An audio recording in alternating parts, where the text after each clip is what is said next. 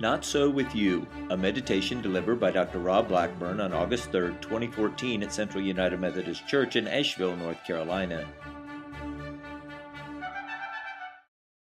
Our scripture reading today comes from Luke chapter 22, verses 24 through 27.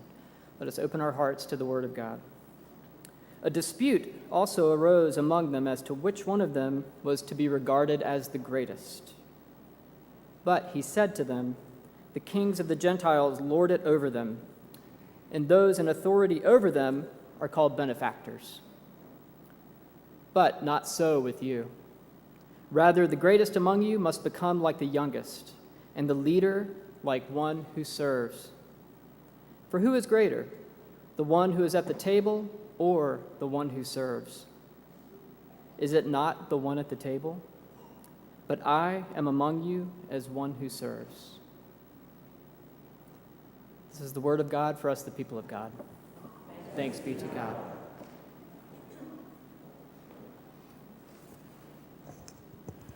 I was reading a bit of Western history a while back, and there was a whole chapter on the stagecoach days, and the author noted that in those days there were three types of tickets, classifications: first, second, and third class tickets, descending in price with each category. It was interesting, though, the classifications had nothing to do with really where you sat, didn't have anything to do with the refreshments, food you would be given.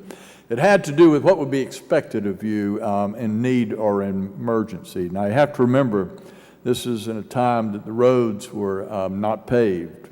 They were dirt. Many times the stagecoach would come to a mud bog or steep incline. So this is how the categories work. If you came to a mud bog or an incline, something like that, first class, you got to stay on board, keep riding.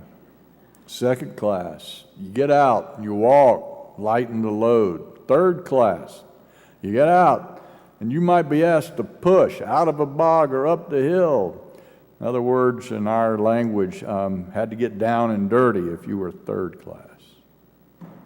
Now, it was kind of a new learning for me in terms of stagecoach days, but not in terms of principle, because it's been there all through history, hasn't it?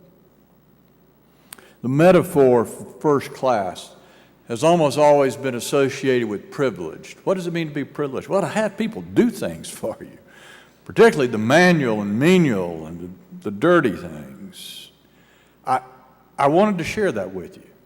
So you'll see that against that backdrop of the way we tend to set up the world, how revolutionary teachings of Jesus. He took the whole hierarchy of values, the whole first, second, and third class, and turned it on their head. Now, in this particular passage, the disciples are playing their favorite game, love to play it all the time. Who's the greatest? And if you ever got caught passing a note in elementary school, you knew how they felt. Because this is what happens, you know.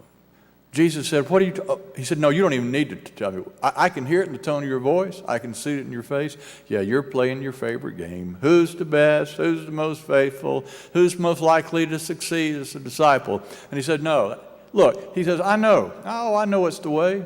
The Gentiles and their kings, how they lord it over people, and they like to trump up fancy titles for themselves. But it will not be this way, not with you. Among us, you know, the senior among us will be like the junior, and the leader is one who serves. And Jesus said, not like among the Gentiles, but they are not Gentiles, they are Jews, they live in Galilee. But here's what we need to remember, that in their day, the Greco-Roman culture ruled the day. And in that culture, almost every aspect of life reflected this drive for status. In fact, clothing was just literally a status symbol. A Roman citizen could wear what was called a freedman's cap if you were not a slave. And that was a way of telling everybody, at least you weren't on the bottom rung of the ladder.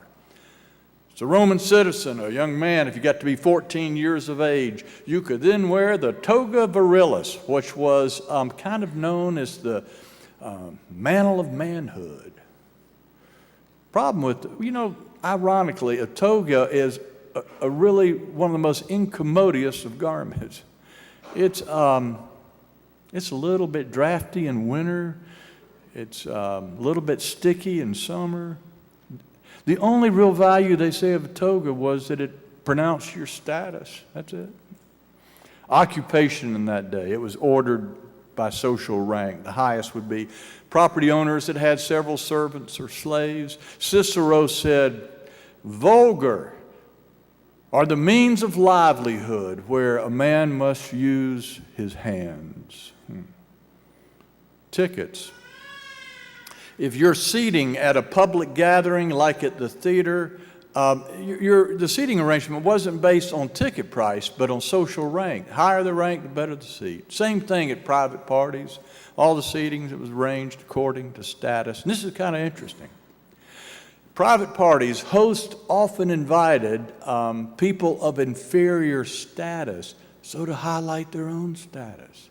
And persons of inferior status were often served inferior food so as to kind of solidify their inferiority. Now, can you imagine being served Spam? The Latin acronym for status preserving alternative meat. When your betters are being served filet mignon.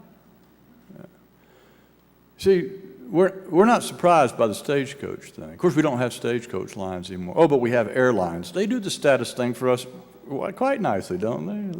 Let's ride first class, yeah.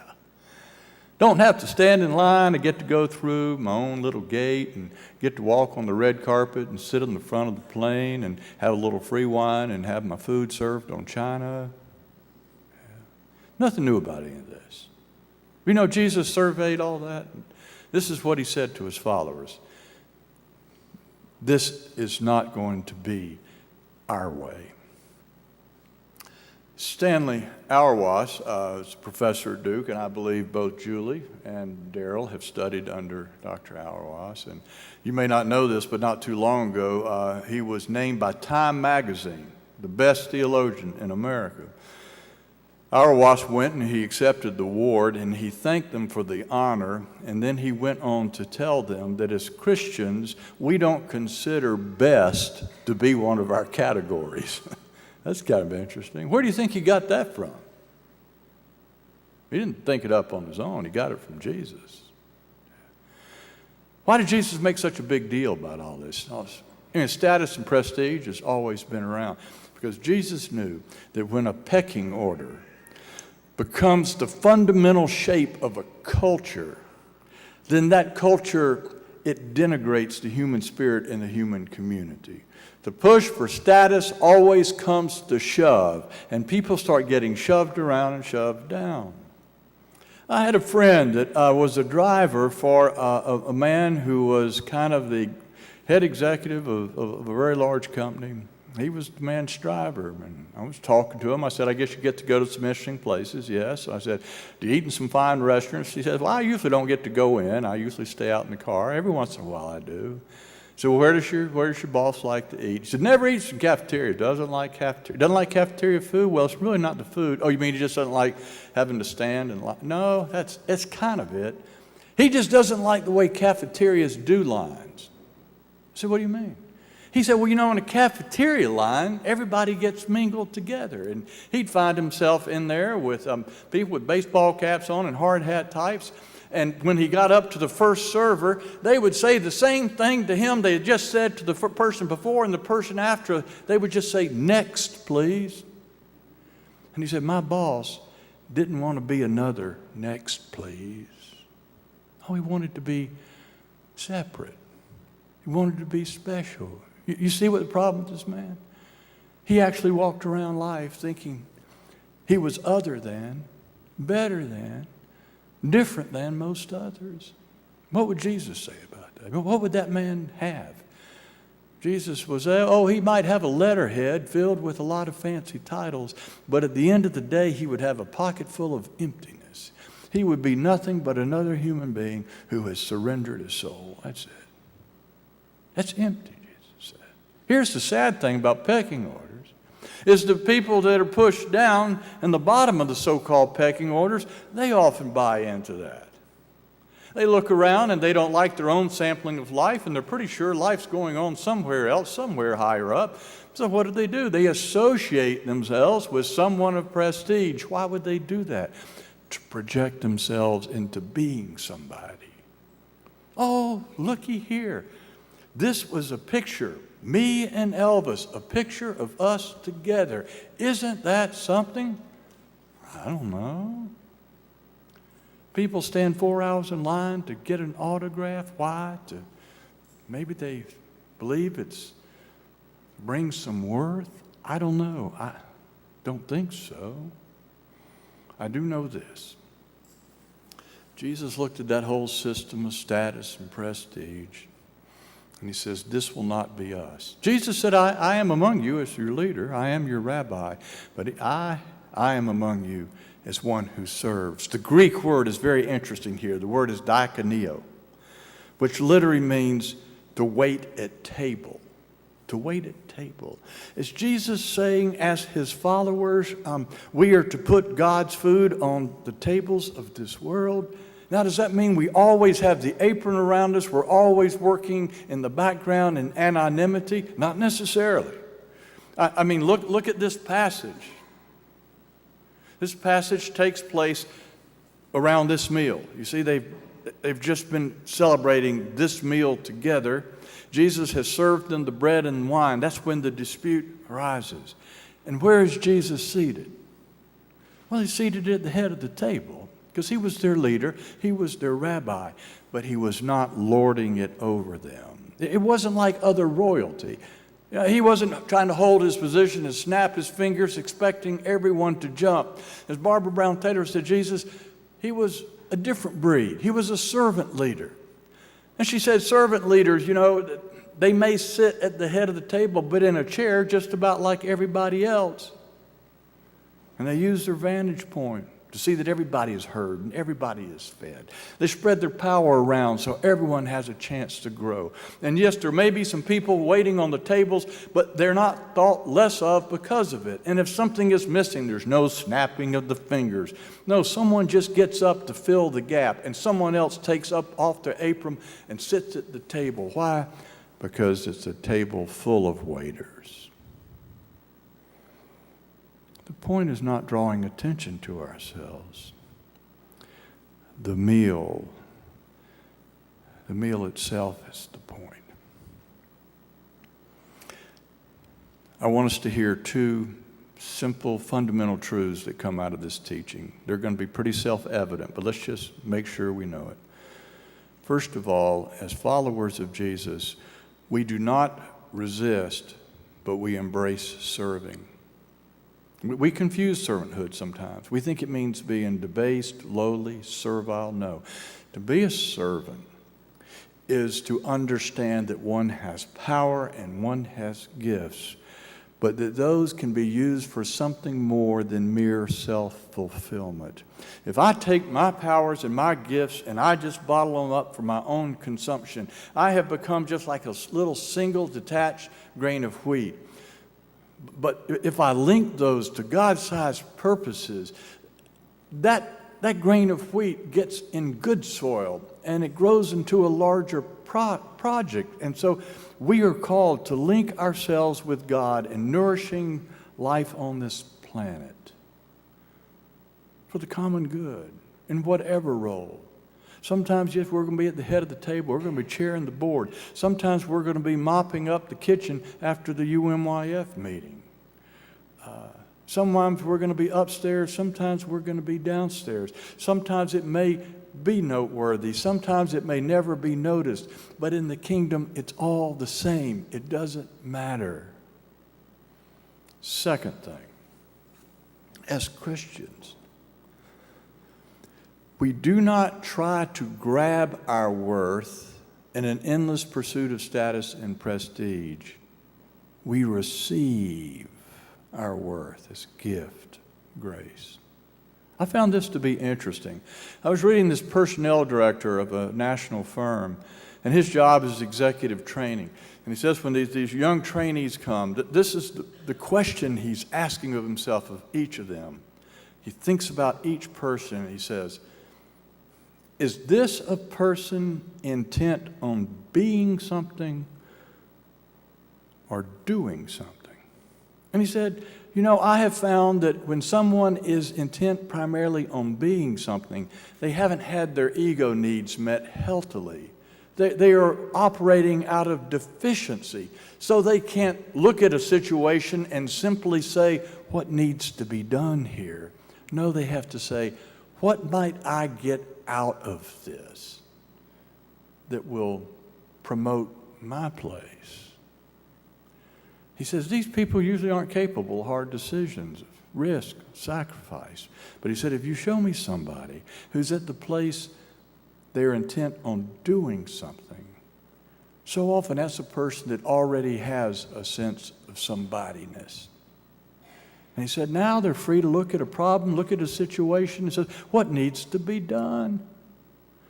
Capable of hard decisions, risk, sacrifice. I know that comes from a secular voice, but can you hear in that the echoes of Jesus, suggesting that true greatness consists not in trying to be prominent, not in being exempt from hardship or challenge, but that first-class humanity is the willingness to serve that grows out of knowing that we come from the same source as Jesus did. In other words, our worth, our somebodyness is already given to us. It's like getting ourselves off our hands. So we don't have to run around trying to be somebody. We're free to look at the world and say, what needs to be done to increase the abundance of life on this earth? You ever seen people like that? I have. I have seen people in moments of servanthood. It's palpable. I've seen persons that are so focused on what they're doing, so unself-consciously involved, it's almost like they don't even know they're there. Jesus says, it's not going to be this way with us. No. We're not going to be lording it over people and snapping our fingers and trying to be prominent. We don't need to do that. We're going to be in the world as one who serves. And Jesus was. Oh, at times. He took on the full responsibility of being rabbi, leader. Oh, but times. He's willing to put on the apron, wasn't he? Yeah. Get down with his feet in the mud and his hands in the dirt. It was right before this meal, see, before they had the dispute, that when the disciples got there, they had hoped that something was going to happen that looked like it wasn't going to happen. They got there, and it had been a long day on the road, and the place looked like a nice place, and they expected there would be somebody there to take care of their mud-caked feet. That was a rather predictable moment of hospitality. It happened in that day, an act of hospitality and hygiene to take care of those dirty feet, but it was looked on as a fairly lowly kind of thing to have to do. It was left to the work of a servant, a slave. And so when the disciples got there, no one was ready to take care of their feet, and they thought, well, maybe Jesus just didn't set things up properly, and so they're probably not real happy about it. Do you think one of them, given their discussion, was about to look for the towel in the basin? No. Well, the one person you think would not have even considered it would have been Jesus, the leader, right? The rabbi. I mean, this is the one that the nation had been talking about for 3 years. They'd been on his heels, trying to get the dust coming off his feet, hanging it to every word that he said. Some called him master, some called him rabbi, some even called him Lord. And here he is. This is in the last night he was probably going to spend with them. If you'd have been in that position as rabbi, master, leader, what would you have done? You know, maybe hand out some little scrolls,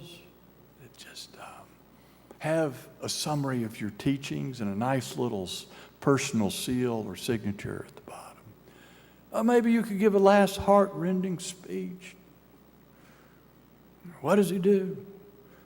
Jesus takes off his outer garments and he tells the disciples, go on, start getting rid of your sandals because I'm going to take care of your feet. And he reaches for the towel, he reaches for the basin. One of them said, you shouldn't be doing this.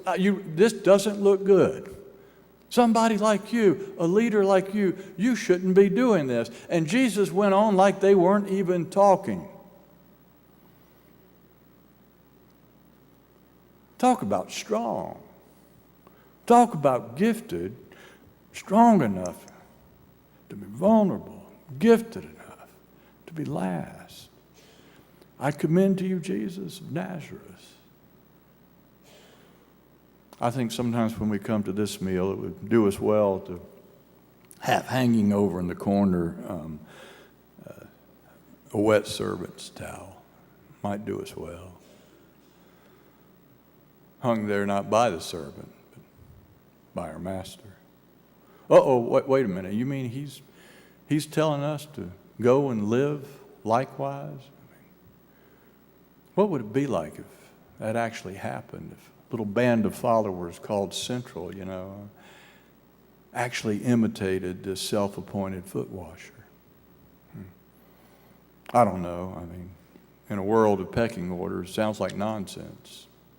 Oh, but do you think today, in the glow of this sacramental moment, we could let imagination rule? And for just a moment, we could think of a servant's towel being a rumpled banner of a whole new way. Oh, maybe it's just imagination given people in the way they are. But here today, among this band of followers, maybe, just maybe,